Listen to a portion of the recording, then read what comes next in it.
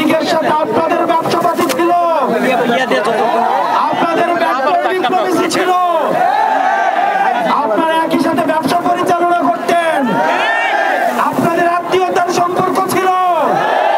আওয়ামী লীগের মন্ত্রী আপনার মেয়ের জামাই, কারু মেয়ের জামাই, কারু শালা। কিন্তু আওয়ামী লীগের সাথে আওয়ামী লীগের পুনর্বাসন আমাদের মৃত্যু পরোয়ানা নিয়ে আসে। সুতরাং আপনি যেভাবে সুশীলতা দেখাতে পারেন, আমি আস্তাদ আব্দুল্লাহ আওয়ামী লীগের সাথে সুশীলতা দেখাবো না। আপনার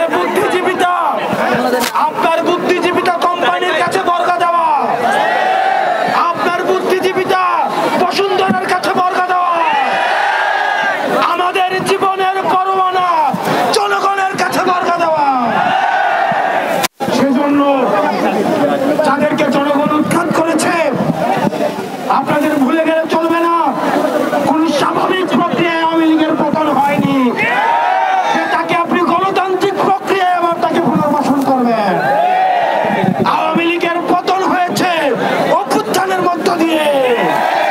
সুতরাং আওয়ামী লীগের যে তওবার সুযোগ ছিল গত পরশুদিনে গোপালগঞ্জের ঘটনার পর, আওয়ামী লীগের তওবা করার সুযোগ নেই। মনে রাখতে হবে, কিয়ামত হয়ে যাওয়ার পরে তওবার কোনো কাজে লাগে না। সেজন্য আওয়ামী লীগকে অনেক সুযোগ দেওয়া হয়েছিল। আওয়ামী লীগ এখনো পর্যন্ত গোপালগঞ্জের ঘটনা ছিল স্পষ্ট বার্তা।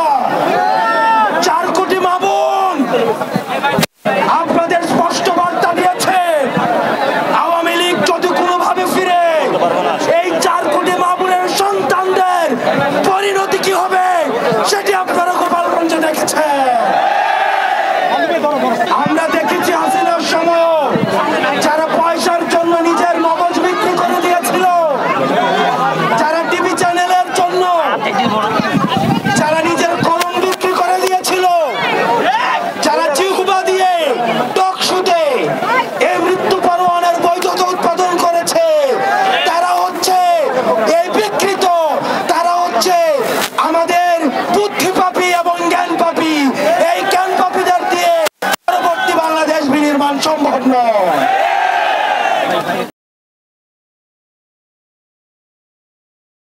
ওয়ালটন এখন দেশের সীমানা পেরিয়ে পৌঁছে গিয়েছে 50টিরও বেশি দেশে। ওয়ালটন, ঘরে ঘরে বিশ্বজুড়ে।